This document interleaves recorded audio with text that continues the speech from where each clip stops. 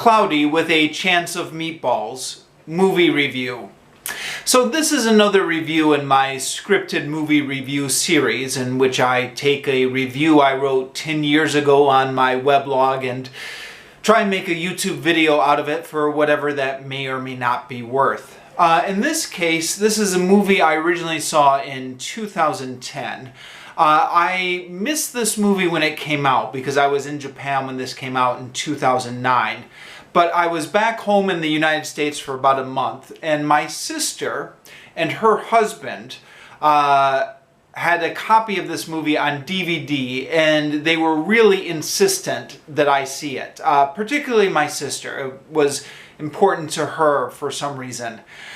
I was reluctant to watch it because there were a lot of movies I was trying to catch up on, stuff that I had missed while I was in Japan, and this movie was not at all high on my list. I was like, it's a kid's movie, I don't really need to see it.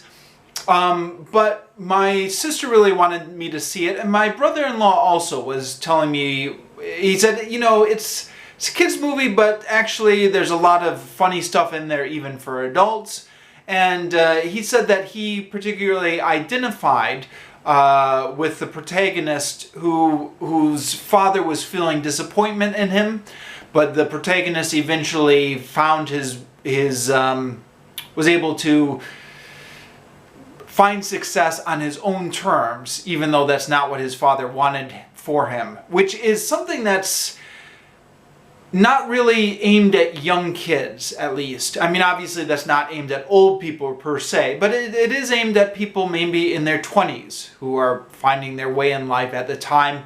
And I think a lot of us do feel somewhat feelings of inadequacy at that age. So it was something my brother-in-law, who was in his mid-20s at the time, and I myself at that time wasn't that much older, actually. I think it was something we both identified with.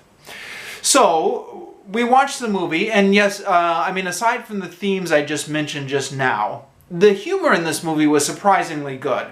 It reminded me a little bit of The Simpsons back in their heyday. Now, it wasn't quite as subversive as The Simpsons, but there was a bit of a sarcastic streak throughout the humor. Or there was a bit where, something would be set up and then it would be subverted in a way that you would expect The Simpsons to subvert it. So that struck me as quite refreshing and quite funny. It is a children's movie in the sense that there's a formulaic plot structure. I mean, I mentioned subversion earlier, but that was more at the level in terms of gags. There'd be a setup and then that would be subverted for the one-note gag. But in terms of the overall plot structure, definitely everyone had to learn a life lesson and grow a bit before the film ended. And there are also a few mandatory, really sappy moments which mark this as a kids' movie. But other than that, I do feel like like my sister and brother-in-law said, that it is sort of an adult film disguised as a children's film. I laughed a lot watching it, and I felt like I really enjoyed it.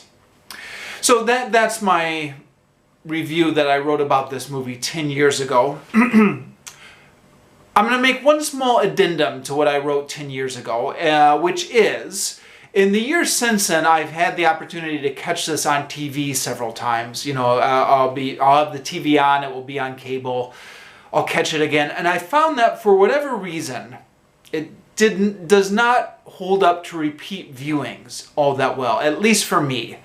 And maybe that's because, now that I already know where this is going, things don't take me by surprise as much anymore, and I don't know.